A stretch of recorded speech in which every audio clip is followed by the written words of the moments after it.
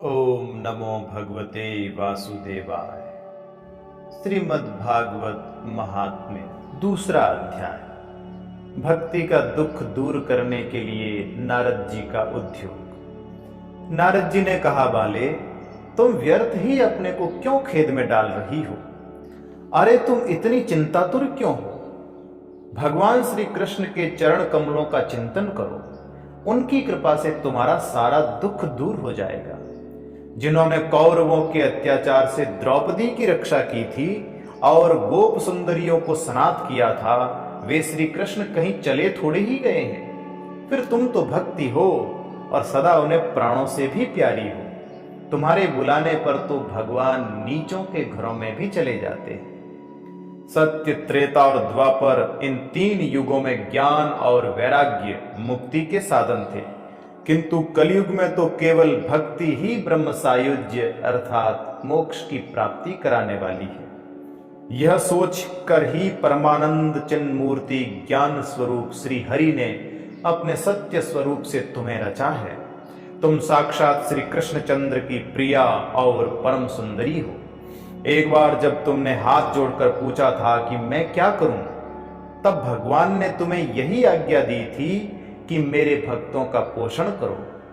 तुमने भगवान की वह आज्ञा स्वीकार कर ली। इससे तुम पर श्री हरि बहुत प्रसन्न हुए और तुम्हारी सेवा करने के लिए मुक्ति को तुम्हें दासी के रूप में दे दिया और इन ज्ञान वैराग्य को पुत्रों के रूप में।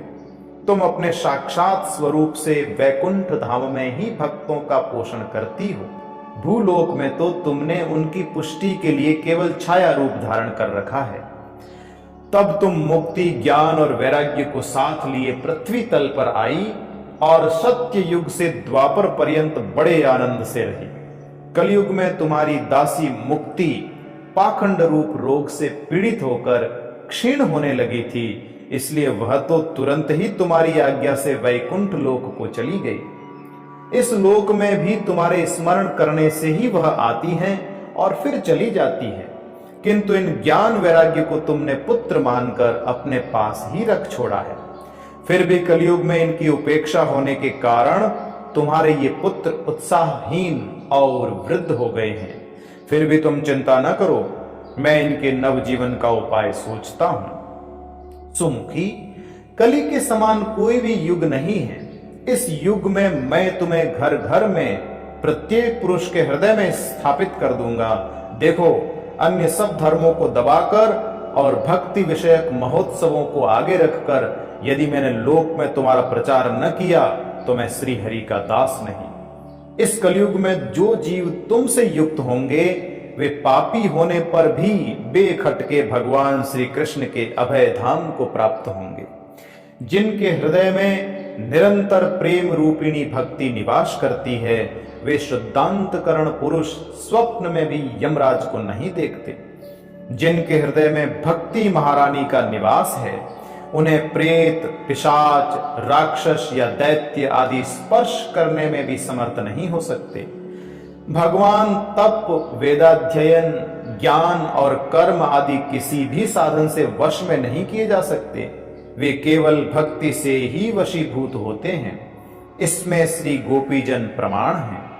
मनुष्यों का सहस्रों जन्म के पुण्य प्रताप से भक्ति में अनुराग होता है। कलयुग में केवल भक्ति ही सार है। भक्ति से तो साक्षात श्री कृष्णचंद्र सामने उपस्थित हो जाते हैं। जो लोग भक्ति से द्रोह करते हैं वे तीनों लोकों में दुख ही दुख पाते हैं। पूर्व काल में भक्त का तिरस्कार करने वाले दुर्वासा ऋषि को बड़ा कष्ट उठाना पड़ा था। बस व्रत, तीर्थ, योग, यज्ञ और ज्ञान चर्चा आदि बहुत से साधनों की कोई आवश्यकता नहीं है। एकमात्र भक्ति ही मुक्ति देने वाली है। सूत जी कहते हैं, इस प्रकार नारद जी के निर्णय किए हुए अपने महात्म्य को सुनकर भक्ति के सारे अंग पुष्ट हो गए और वे उनसे कहने लगी। भक्ति ने कहा, नारद जी, आप धन्य हैं। आपकी मुझ में निश्चल प्रीति है। मैं सदा आपके हृदय में रहूंगी, कभी आपको छोड़कर नहीं जाऊंगी। साधो, आप बड़े कृपालु हैं।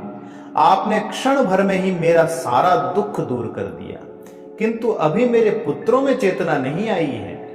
आप इन्हें शीघ्र ही सचेत कर दीजिए, जगा दीजिए। सूत जी कहते हैं, भक्ति के ये वचन सुनकर नारद जी को बड़ी करुणा आई और वे उन्हें हाथ से हिला डुलाकर जगाने लगे। फिर उनके कान के पास मुंह लगाकर जोर से कहा, ओ ज्ञान जल्दी जग पड़ो, ओ वैराग्य जल्दी जग पड़ो। फिर उन्होंने वेद ध्वनि, वेदांत घोष और बार बार गीता पाठ करके उन्हें जगाया। इससे वे जैसे तैसे बहुत जोर लगाकर उठे, किंतु आलस्य के कारण वे दोनों भाई जम्भाई लेते रहे, नेत्र उघाड़कर देख भी नहीं सके। उनके बाल बगुलों की तरह सफेद हो गए थे। उनके अंग प्रायः सूखे काठ के समान निस्तेज और कठोर हो गए थे। इस प्रकार भूख प्यास के मारे अत्यंत दुर्बल होने के कारण उन्हें फिर सोते देख नारद जी को बड़ी चिंता हुई और वे सोचने लगे, अब मुझे क्या करना चाहिए। इनकी यह नींद और इससे भी बढ़कर इनकी वृद्धावस्था कैसे दूर हो। शौनक जी इस प्रकार चिंता करते करते वे भगवान का स्मरण करने लगे। उसी समय यह आकाशवाणी हुई कि मुने, खेद मत करो, तुम्हारा यह उद्योग निसंदेह सफल होगा। देवर्षे, इसके लिए तुम एक सत्कर्म करो। वह कर्म तुम्हें संत शिरोमणि महानुभाव बताएंगे। उस सत्कर्म का अनुष्ठान करते ही क्षण भर में उनकी नींद और वृद्धावस्था चली जाएंगी तथा सर्वत्र भक्ति का प्रसार होगा।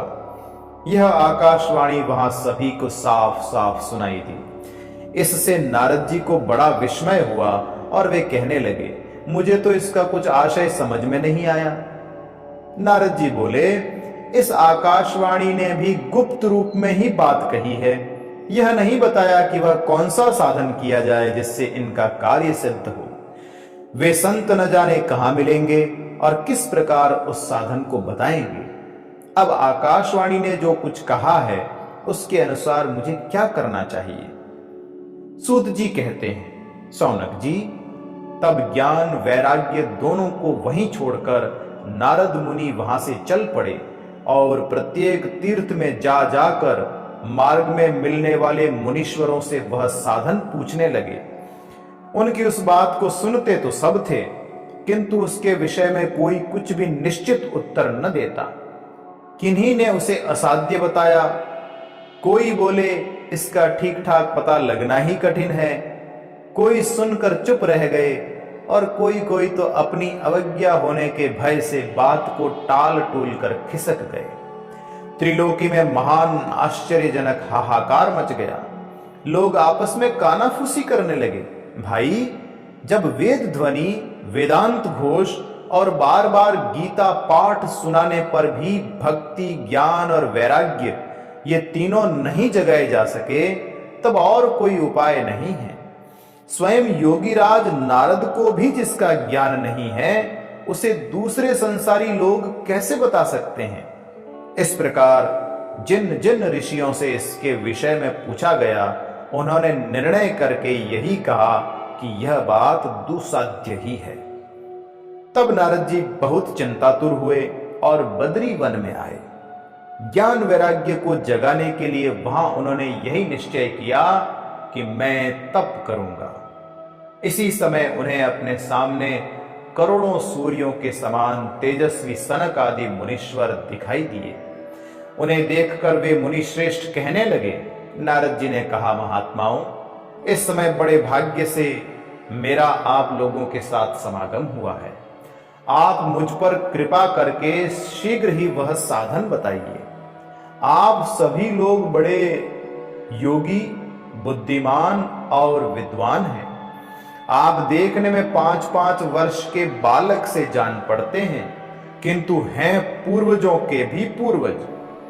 आप लोग सदा वैकुंठ धाम में निवास करते हैं, निरंतर हरि कीर्तन में तत्पर रहते हैं, भगवत लीलामृत का रसास्वादन कर सदा उसी में उन्मत्त रहते हैं और एकमात्र भगवत कथा ही आपके जीवन का आधार है। हरि शरणम, यह मंत्र सर्वदा आपके मुख में रहता है। इसी से काल प्रेरित वृद्धावस्था भी आपको बाधा नहीं पहुंचाती। पूर्व काल में आपके भ्रूभंग मात्र से भगवान विष्णु के द्वारपाल जय और विजय तुरंत पृथ्वी पर गिर गए थे और फिर आपकी ही कृपा से वे पुनः वैकुंठ लोक पहुंच गए। धन्य है, इस समय आपका दर्शन बड़े सौभाग्य से ही हुआ है। मैं बहुत दीन हूं और आप लोग स्वभाव से ही दयालु हैं, इसलिए मुझ पर आपको अवश्य कृपा करनी चाहिए। बताइए, आकाशवाणी ने जिसके विषय में कहा है वह कौन सा साधन है और मुझे किस प्रकार उसका अनुष्ठान करना चाहिए? आप इसका विस्तार से वर्णन कीजिए। भक्ति, ज्ञान और वैराग्य को किस प्रकार सुख मिल सकता है और किस तरह इनकी प्रेम पूर्वक सब वर्णों में प्रतिष्ठा की जा सकती है। नारद जी के वचन सुनकर सनकादि ने कहा, देवर्षे, आप चिंता न करें, मन में प्रसन्न होइए। उनके उद्धार का एक सरल उपाय पहले से ही विद्यमान है। नारद जी, आप धन्य हैं। आप विरक्तों के शिरोमणि हैं, श्री कृष्णदासों के शाश्वत पथ प्रदर्शक एवं भक्ति योग के भास्कर हैं। आप भक्ति के लिए जो उद्योग कर रहे हैं, यह आपके लिए कोई आश्चर्य की बात नहीं समझनी चाहिए। भगवान के भक्त के लिए तो भक्ति की सम्यक स्थापना करना सदा उचित ही है। ऋषियों ने संसार में अनेकों मार्ग प्रकट किए हैं, किंतु वे सभी कष्ट साध्य हैं और परिणाम में प्रायः स्वर्ग की ही प्राप्ति कराने वाले हैं। अभी तक भगवान की प्राप्ति कराने वाला मार्ग तो गुप्त ही रहा है। उसका उपदेश करने वाला पुरुष प्रायः भाग्य से ही मिलता है। आपको आकाशवाणी ने जिस सत्कर्म का संकेत किया है उसे हम बतलाते हैं। आप प्रसन्न और समाहित चित्त होकर सुनिए। नारद जी, द्रव्य यज्ञ, तपोयज्ञ, योग यज्ञ और स्वाध्याय रूप ज्ञान यज्ञ, ये सब तो स्वर्ग आदि की प्राप्ति कराने वाले कर्म की ही ओर संकेत करते हैं। पंडितों ने ज्ञान यज्ञ को ही सत्कर्म, मुक्तिदायक कर्म का सूचक माना है। वह श्रीमद् भागवत का पारायण है, जिसका गान शुक आदि महानुभावों ने किया है। उसके शब्द सुनने से ही भक्ति, ज्ञान और वैराग्य को बड़ा बल मिलेगा।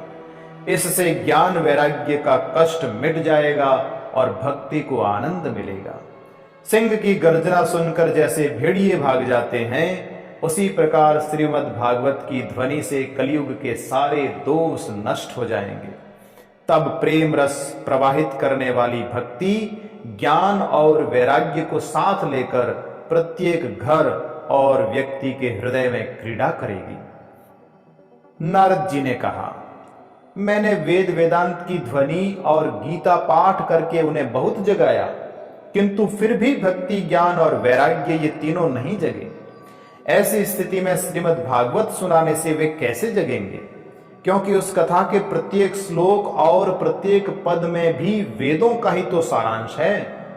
आप लोग शरणागत वत्सल हैं तथा आपका दर्शन कभी व्यर्थ नहीं होता, इसलिए मेरा यह संदेह दूर कर दीजिए। इस कार्य में विलंब न कीजिए। सनकादि ने कहा, श्रीमद् भागवत की कथा वेद और उपनिषदों के सार से बनी है, इसलिए उनसे अलग उनकी फल रूपा होने के कारण वह बड़ी उत्तम जान पड़ती है। देखिए, जिस प्रकार रस वृक्ष की जड़ से लेकर शाखाग्र पर्यंत रहता है, किंतु इस स्थिति में उसका आस्वादन नहीं किया जा सकता, वही जब अलग होकर फल के रूप में आ जाता है, तब संसार में सभी को प्रिय लगने लगता है। दूध में घी रहता ही है, किंतु उस समय उसका अलग स्वाद नहीं मिलता। वही जब उससे अलग हो जाता है, तब देवताओं के लिए भी स्वादवर्धक हो जाता है। खांड ईख के ओर छोर और बीच में भी व्याप्त रहती है, तथापि अलग होने पर उसकी कुछ और ही मिठास होती है। ऐसी ही यह भागवत की कथा है। यह भागवत पुराण वेदों के समान है। श्री व्यास देव ने इसे भक्ति, ज्ञान और वैराग्य की स्थापना के लिए प्रकाशित किया है। पूर्व काल में जिस समय वेद वेदांत के पारगामी और गीता की भी रचना करने वाले भगवान व्यासदेव खिन्न होकर अज्ञान समुद्र में गोते खा रहे थे, उस समय आपने ही उन्हें 4 श्लोकों में इसका उपदेश किया था।